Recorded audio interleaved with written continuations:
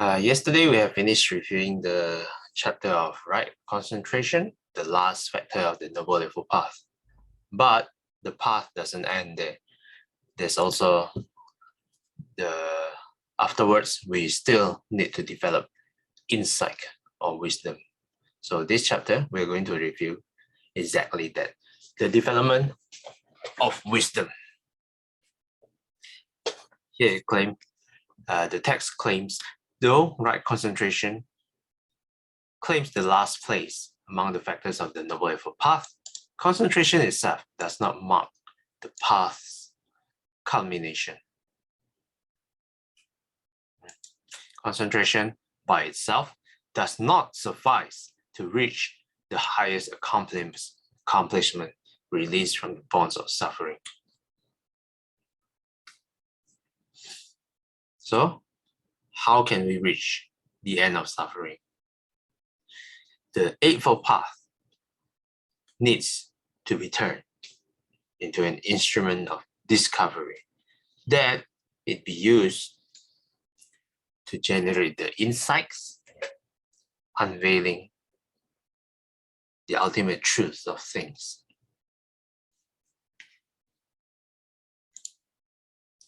This requires the combined contributions of all 8 factors, a new mobilization of right view and right intention. Up to the present point, the first 2 paths only perform a preliminary function. Now, they need to be taken up and raised to a higher level. Right view become a direct seeing into the real nature of phenomena previously grasped only conceptually. Right intention to become a true renunciation of defilements, born out of deep understanding.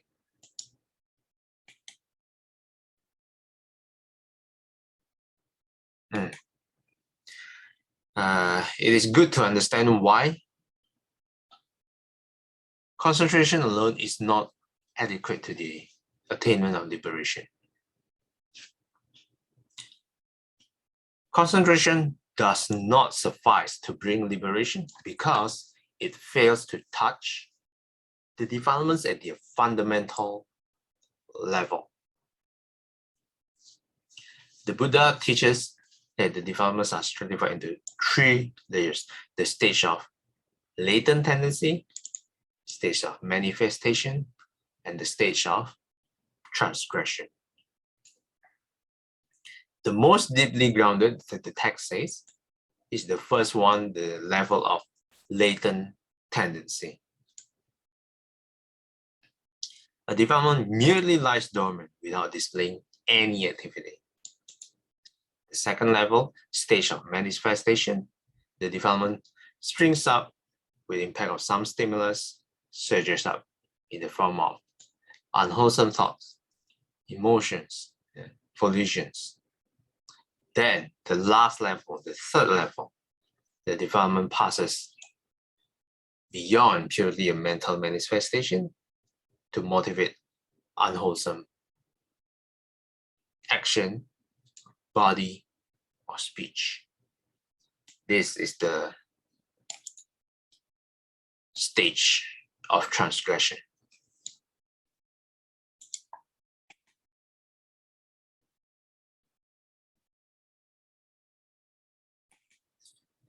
The 3 divisions of the Noble Eightfold Path provide the check against this 3 layer. So we can start to understand why this training of, let's say, moral discipline is important. Because it restrains the unwholesome bodily and verbal activity, prevents ourselves from reaching the stage of transgression.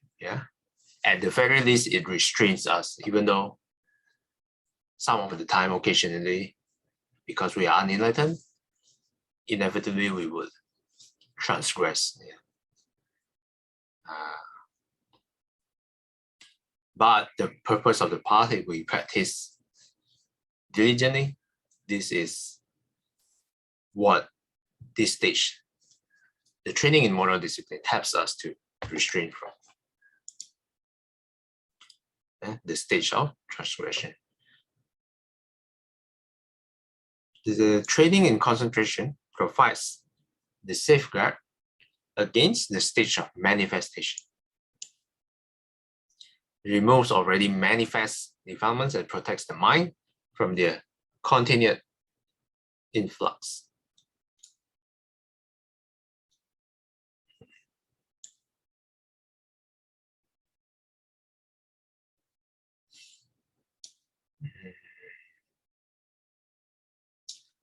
I forget where I read this. Oh, I think, yeah, I mentioned before. It was an audio by Bhikkhu Bodhi. He mentioned that this line, but even though concentration may be pursued to the depths of full absorption, it cannot touch the basic source of affliction. And sometimes, he says, some probably practitioners, they can reach until a very high level of concentration, and that stage is so peaceful and sublime, and he mistakenly thought that he has attained liberation because there doesn't seem to be any defilements. And it can persist even through the daily life. Yeah. But unless he use it to generate insight, he used the concentration to generate insight, it's likely that he hasn't attained the final liberation yet. Because the latent tendencies lying dormant in the mental continuum.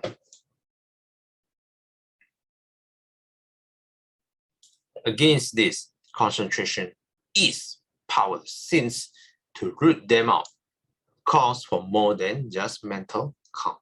What it calls for, what we need to do, beyond the composure and serenity of the unified mind, is wisdom, panya. Penetrating vision of phenomena in their fundamental mode of being.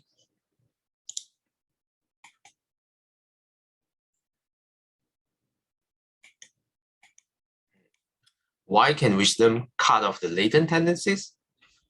Because the most fundamental member of the set, the one which nurtures the others and holds them in place, is ignorance. And wisdom is the remedy for ignorance. Wisdom is the direct opposite of ignorance.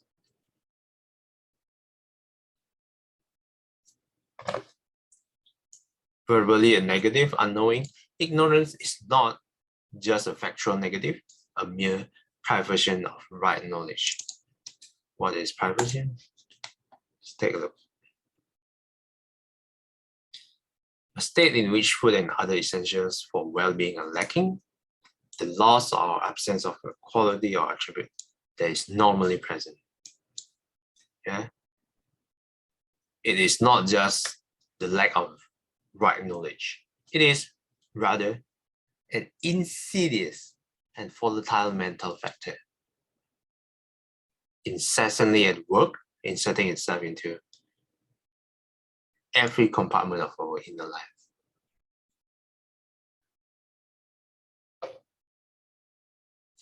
The Buddha here says, the element of ignorance is indeed a powerful element, from Samyutta Nikaya 1413.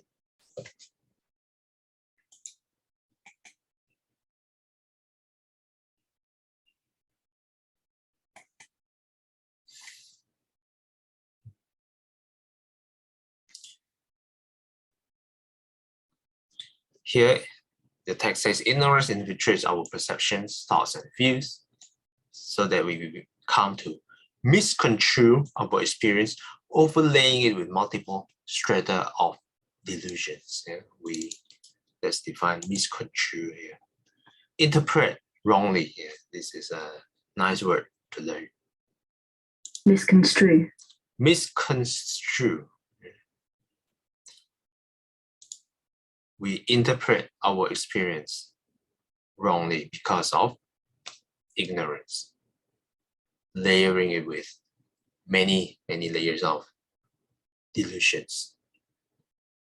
Most important of these delusions, there are three. The delusions of seeing permanent in the impermanent, of seeing satisfaction in the unsatisfactory, and of seeing a self in the selfless. This is the Pali word from Anguttara Nikaya 449.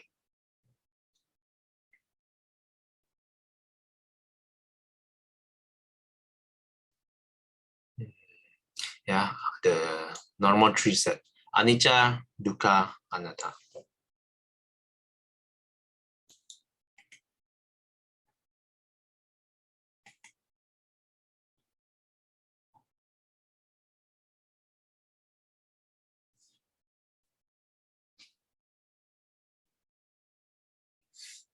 This line. We take ourselves and our world to be solid, stable, enduring entities, despite the ubiquitous reminder that everything is subject to change and destruction. Intellectually, I think conceptually, most of us know this. Yeah? Everything is always changing. Everything is subject to change and destruction. But the work of ignorance is so deeply grounded that even though we intellectually know it, yeah, if we go back to the previous paragraph, yeah, ignorance is not just a factual negative. Yeah. It distorts our, it's so deeply grounded so that it distorts our perception. Yeah.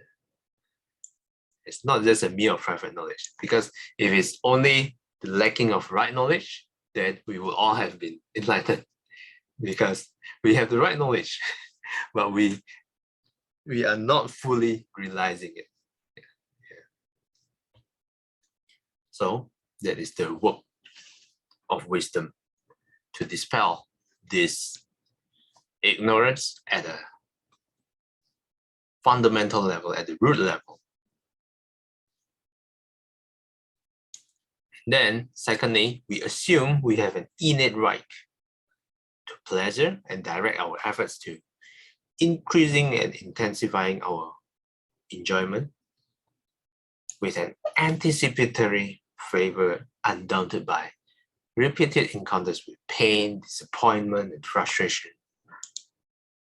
Lastly, we perceive ourselves as self-contained egos, clinging to the various ideas and images we form ourselves as the irrefragable truth of our identity. Irrefragable, not able to be refuted or disproved. Indisputable. Yeah? We construct all of this, even though we know the self is actually an illusion. Okay, I'm going to stop here for today. We'll continue tomorrow. Any questions or comments?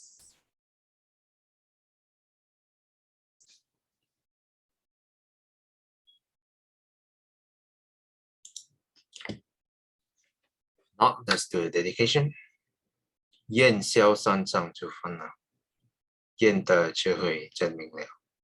普愿罪障悉消除，世世常行菩萨道。阿弥陀佛。Till we meet again, may we be guided by the Buddha, Dhamma, and the Sangha. Sadhu, sadhu, sadhu. Have a wise Thursday ahead. Thanks everyone for participating. I'll see you guys next time. Bye-bye.